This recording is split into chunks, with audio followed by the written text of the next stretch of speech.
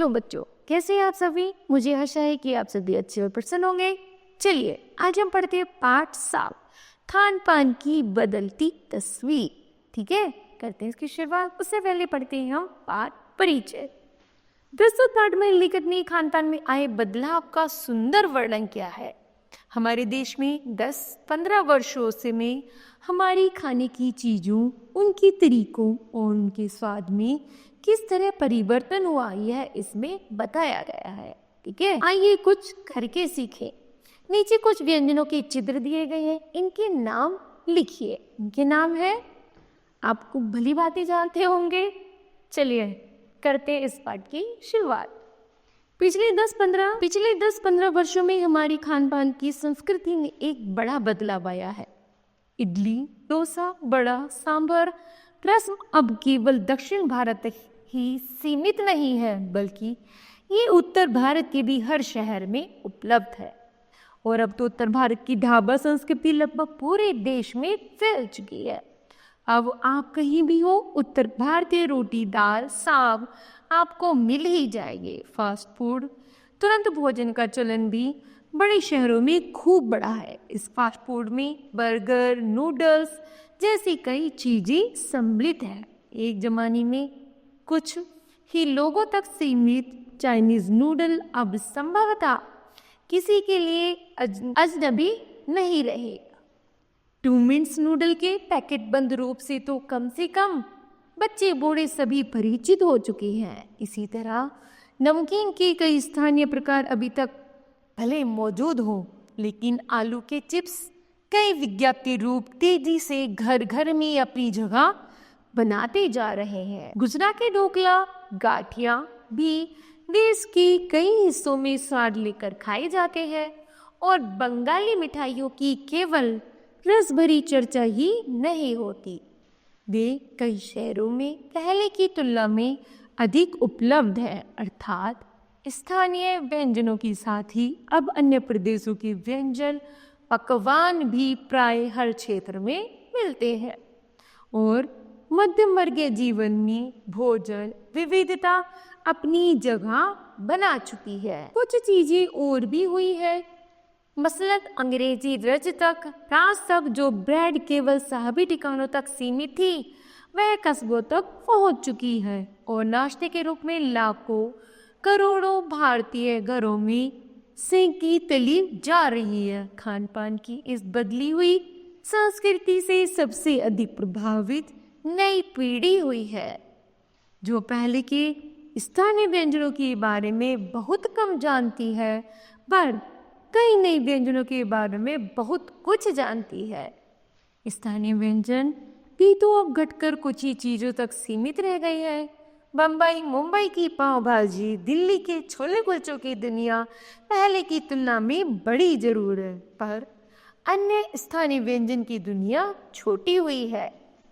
जानकर यह भी बताती कि मथुरा के पेड़े, आगरा के पेठे, नमकीन में अब वह बात कहाँ रही। अर्थात जो चीजें बची हुई भी है, उनकी गुणवत्ता में फर्क पड़ा है।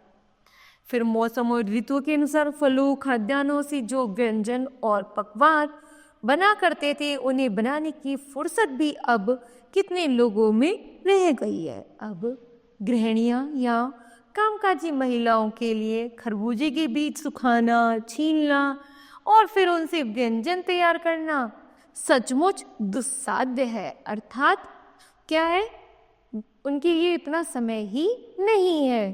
अर्थात हम पाते हैं कि एक और तो स्थानीय व्यंजनों में कमी आई है, तो दूसरी ओर वे ही देसी विदेशी व्यंजन अपनाए जा रहे हैं, जिन्हें बनाने पकाने में सुविधा हो। जटिल प्रक्रियाओं वाली चीजें तो कभी कभार व्यंजन पुस्तिकाओं के आधार पर तैयार की जाती हैं। अब शहरी जीवन में जो भागम भाग है, उसे देखते हुए यह स्थिति स्वाभाविक लगती है। फिर कमर तोड़ महंगाई ने भी लोगों को कई चीजों से धीरे धीरे वंचित कर दिया है। जिन व्यंजनों में बिना मेवे के स्वाद नहीं आता, उन्हें बनाने और पकाने के बारे में भला कौन 4 बार नहीं सोचेगा। खान पान की जो एक मिश्रित संस्कृति बनी है, इसके अपने सकारात्मक पक्ष भी है। गृहिणियों और कामकाजी महिलाओं को अब जल्दी तैयार हो जाने वाली विविध व्यंजनों की विधियां उपलब्ध है। नई पीढ़ी को देश विदेश के व्यंजनों को जानने का सुयोग मिला है, भले ही कितने कारणों से और किन्हीं खास रूप में, क्योंकि यह भी एक सच्चाई है कि ये विविध व्यंजन इन्हें निखालिस रूप में उपलब्ध नहीं है। आज़ादी के बाद उद्योग, धंधों, नौकरियां, तबादलों का जो एक नया विस्तार हुआ है, उसके कारण भी खान पान की चीजें किसी एक प्रदेश से दूसरे प्रदेश में पहुंची है। बड़े शहरों की मध्यम वर्ग के स्कूलों में जब दोपहर के टिफिन के समय बच्चों के टिफिन डिब्बे खुलते हैं तो उनसे विभिन्न प्रदेशों के व्यंजनों की एक खुशबू उठती है। हम खान पान से भी एक दूसरे को जानते हैं। इस दृष्टि से देखें तो खान पान की नई संस्कृति में हमें राष्ट्रीय एकता के लिए नए बीज भी मिल सकते हैं। बीज भली भांति तभी अंकुरित होंगे जब हम खान पान से जुड़ी हुई दूसरी चीजों की ओर भी ध्यान देंगे। मसलन हम उस बोली, बानी, भाषा, भूषा आदि को भी किसी न किसी रूप में ज्यादा जानेंगे जो किसी खान पान विशेष से जुड़ी हुई है। ठीक है, इसी के साथ ध्यान देने की बात यह है कि स्थानीय व्यंजनों का पुनरुद्धार भी जरूरी है, जिन्हें अब एथनिक कहकर पुकारने का चलन बढ़ा है। ऐसे स्थानीय व्यंजन केवल 5 सितारा होटल के प्रचारार्थ नहीं छोड़ दिए जाने वाली चाहिए। 5 सितारा होटलों में वे भी कभी कभार मिलते रहे, पर घरों बाजारों से गायब हो जाए तो यह एक दुर्भाग्य ही होगा। अच्छी तरह बनाई पकाई गई पूड़ियाँ, कचौड़ियाँ, जलेबियाँ भी बाजारों से गायब हो रही हैं। मौसमी सब्जियों से भरे हुए समोसे भी अब कहाँ मिलते हैं। उत्तर भारत में उपलब्ध व्यंजनों की भी दुर्गति हो रही है। अचरज नहीं कि पहले उत्तर भारत में जो चीज़ें गली मोहल्लों की दुकानों में आम हुआ करती थी, उन्हें अब खास दुकानों में तलाशा जाता है। यह भी एक कड़वा सच है कि कई स्थानीय व्यंजनों को हमने तथाकथित आधुनिकता के चलते छोड़ दिया है और पश्चिम की नकल में बहुत सी ऐसी चीज़ें अपना ली है जो स्वाद, स्वास्थ्य और सरसता के मामले में हमारे बहुत अनुकूल नहीं है।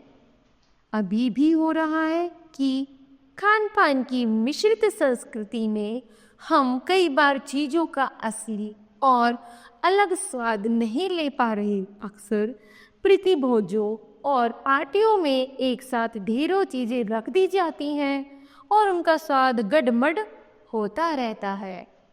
खान पान की मिश्रित या विविध संस्कृति हमें कुछ चीज़ें चुनने का अवसर देती है।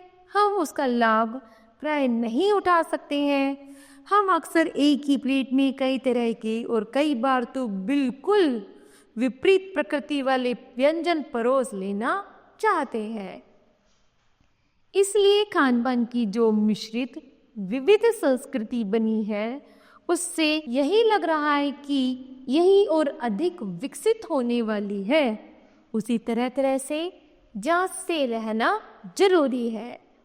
ठीक है, तो बताओ बच्चों, आज आपने इस पाठ से क्या सीखा? तो हमने सीखा कि हमें हमेशा पौष्टिक व संतुलन भोजन करना चाहिए, और नंबर 2, हमें समय के साथ भोजन में जो हमने बदलाव किए हैं उनको हमें पहले की तरह हमें साधारण और सरल भोजन करना चाहिए।